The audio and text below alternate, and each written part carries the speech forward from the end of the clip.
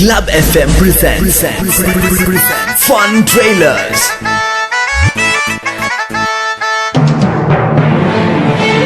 നമസ്കാരം. പ്രധാന വാർത്തകൾ. സിനിമയിൽ പുണ്യാളന്റെ സാന്നിധ്യം തൃശൂരിൽ മാത്രം. മറ്റ് 13 ജില്ലക്കാർക്കും പ്രതിഷേധമെന്ന് റിപ്പോർട്ട്. വാർത്തകൾ വിശദമായി. തൃശൂരിലെ അരിക്കച്ചവടക്കാരനായ അരിപ്രാഞ്ചിയുടെ വീട്ടിൽ 2010 കണ്ട അതേ പുണ്യാളൻ തന്നെയാണ് ജോസ് വാതുക്കക്കാരന്റെ വീട്ടിലും 2013 കണ്ടതെന്ന് പറയപ്പെടുന്നു. പുണ്യാളൻ മുഖം പൊത്തി. എങ്ങനെ മുഖം പൊത്താണ്ടിരിക്കും? പുണ്യാളം പുള്ളിക്ക് നാണായിട്ടുണ്ടാവും.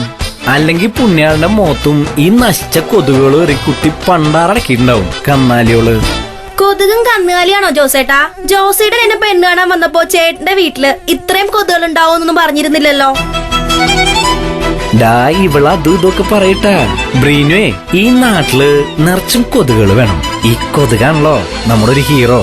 ആട്ടിൻകാട്ടത്തിന്ന് കൊതുക് തിരി ഉണ്ടാക്കുന്ന ബിസിനസ് നമ്മടെ. ജോസേട്ടേ, കൊതുക് ഇവിടെ ഇഷ്ടം പോലെ ഉണ്ട്. പക്ഷെ ആടുണ്ടാ? നമ്മുടെ ഹമീദയ്ക്ക് ആടുണ്ടെന്ന് പറയണ്ടായിരുന്നല്ലോ. എടാ ജോസ് ബാധക്കാരാ, ഈ എന്നെ കൊണ്ടൊന്നും പറയിക്കരുതട്ടാ. ആടുണ്ട്, അതെന്റെ പല്ലാണ്. ദേ കണ്ട.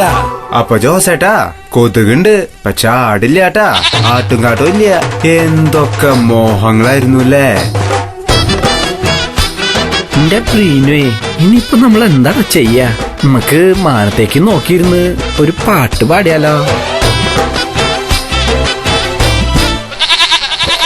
നാശത്തിന് ആട്ടിൻകാട്ടം വാരാഞ്ചെന്നേ, ആ കാട്ടം പൊന്നായെന്നേ, വാശിക്ക് ഞാനും ഇന്നലെ പാടാഞ്ചെന്നേ, ആ പാട്ടും ഹിറ്റായെന്നേ.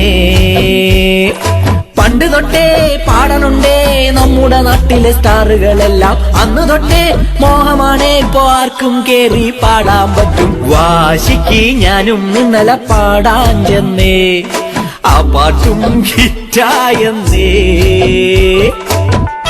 ജോസേട്ടാ, ആട്ടുംകാട്ടം പാട്ട് സൂപ്പറായിട്ടാ. അതൊരു കൊലവെറിയല്ലടാ, ഞാനല്ലേ പാടിയത്. അതൊക്കെ ശരി തന്നെയാണ്. പക്ഷെ ആന വാ പൊളിക്കണ കണ്ടിട്ട് നമ്മള് വാ പൊളിക്കണ.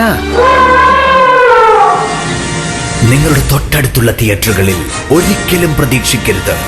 Only on Club FM Fun Trailers.